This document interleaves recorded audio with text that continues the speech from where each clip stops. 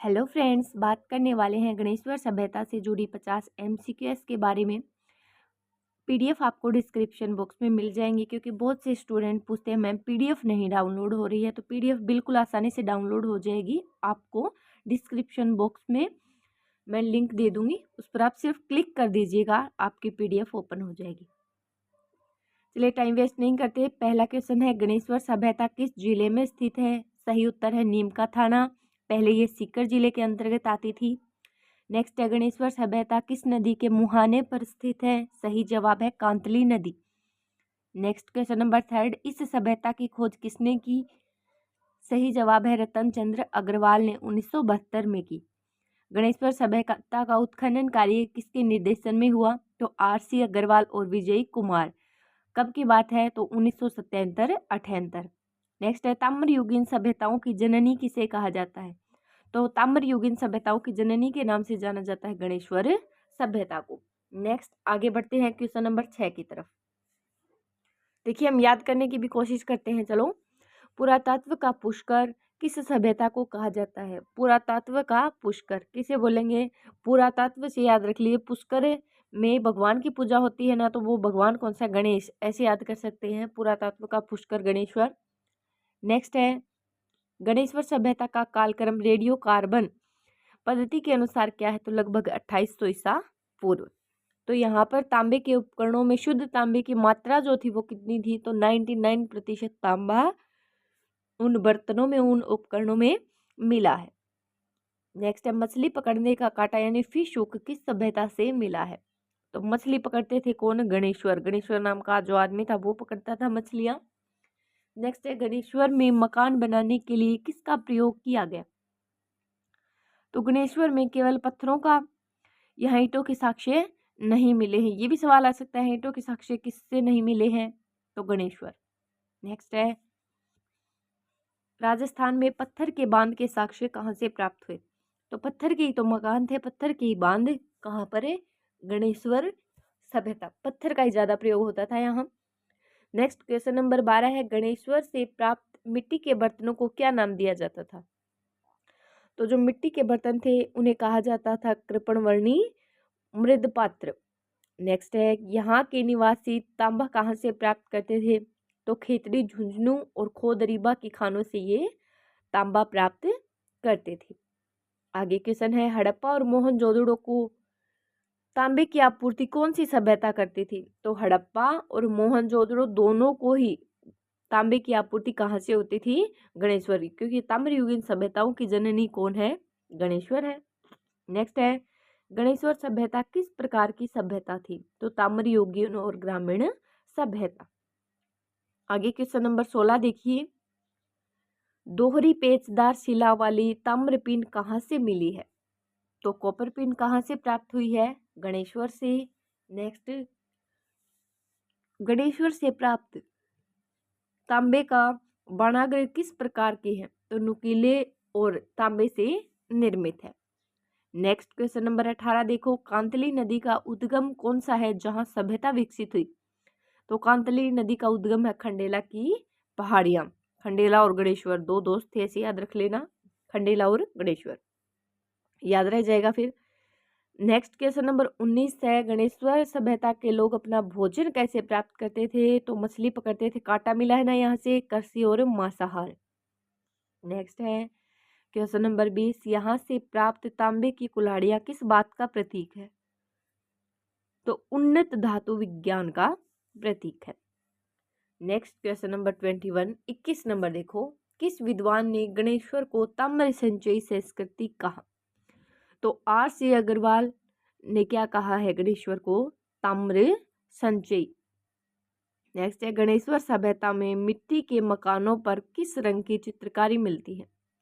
तो गणेश्वर सभ्यता में मिट्टी के बर्तनों पर काले और नीले रंग की चित्रकारी मिलती है। नेक्स्ट क्वेश्चन नंबर 23 है, 23 देखो, गणेश्वर सभ्यता का विनाश किस कारण हुआ? तो नदी मार्ग परिवर्तन या बाढ़ के कारण इस सभ्यता का विनाश माना जाता है। नेक्स्ट है, क्या गणेश्वर में किलेबंद के साक्ष्य मिले हैं?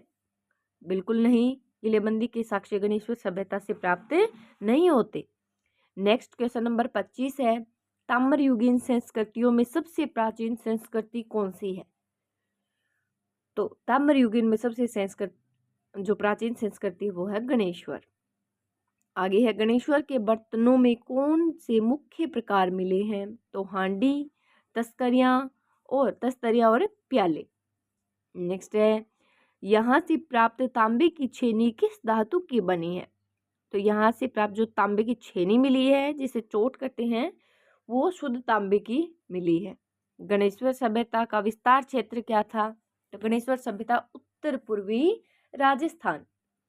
नेक्स्ट है, कांतली नदी के प्रवाह क्षेत्र को क्या कहा जाता है? तो कांतली नदी के प्रवाह क्षेत्र को कहते हैं तोरावाटी। नेक्स्ट क्वेश्चन नंबर 30 देखिए, गणेश्वर के पत्थर का उपयोग का मुख्य कारण क्या था? तो गणेश्वर में पत्थर का ज़्यादातर उपयोग हुआ है, हमने देखा है। तो वो उपयोग क्यों हुआ है गणेश्वर में सबसे ज़्यादा पत्थर का? तो नदी की बाढ़ या सुरक्षा से, यानी कि सुरक्षा हो जाए उससे पत्थर से थोड़ी अच्छी। आगे है, यहाँ के लोग शिकार के लिए किन उपकरणों का प्रयोग करते थे? हमने पीछे पढ़ा भी, सुना भी है, देखा भी है बुक्स में कि यहाँ के लोग शिकार करते थे, लेकिन किन उपकरणों से करते थे? तो तांबे के बाण और भाले से। देखिए ज़्यादातर नाम इसमें तांबे का ही आ रहा है। आगे है, गणेश्वर सभ्यता का उत्खनन राजस्थान विश्वविद्यालय के किस विभाग द्वारा कराया गया? तो सही उत्तर है पुरातत्व एवं संग्रहालय विभाग। आगे है, गणेश्वर से कितने तांबे के उपकरण प्राप्त हुए हैं? तो हजारों की संख्या में, लगभग 2000 से अधिक। नेक्स्ट है, क्या गणेश्वर के लोग लिपि से परिचित थे? नहीं, बता नहीं सकते क्योंकि इसके स्पष्ट साक्ष्य नहीं मिलते हैं, कहीं नहीं मिले हैं। नेक्स्ट है, गणेश्वर सभ्यता के समकालीन अन्य स्थल कौन से हैं? तो आहड़ और जोधपुरा। नेक्स्ट क्वेश्चन नंबर 36 है, 36 नंबर, ताम्रयुगीन सभ्यताओं में गणेश्वर का कौन सा स्थान है? तो ताम्रयुगीन सभ्यताओं में गणेश्वर का तो बिल्कुल अहम स्थान है, इसे जननी या आदि स्थल कहा जाता है। आगे है, गणेश्वर से प्राप्त मिट्टी के छल्लेदार बर्तन किस संस्कृति की याद दिलाते हैं? तो हड़प्पा की पूर्व संस्कृति। आगे है, यहाँ से मिट्टी की कौन सी वस्तुएं मिली हैं? तो खिलौना, मूर्तियाँ और बर्तन यहाँ से प्राप्त हुए हैं।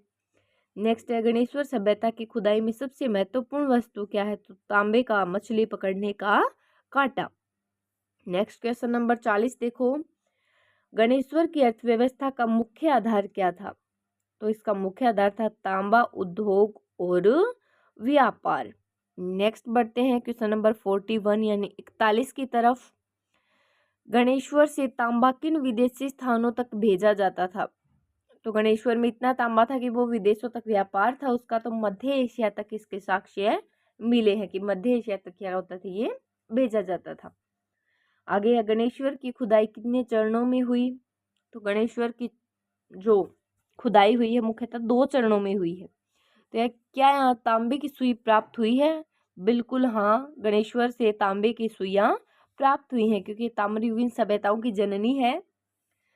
ज़्यादातर तांबे के अवशेष यही मिलेंगे आपको। नेक्स्ट है, गणेश्वर सभ्यता किस काल की प्रतिनिधि है? क्वेश्चन नंबर 44 पढ़ रही हूँ मैं। गणेश्वर सभ्यता किस काल की प्रतिनिधि है? तो पूर्व हड़प्पा कालीन।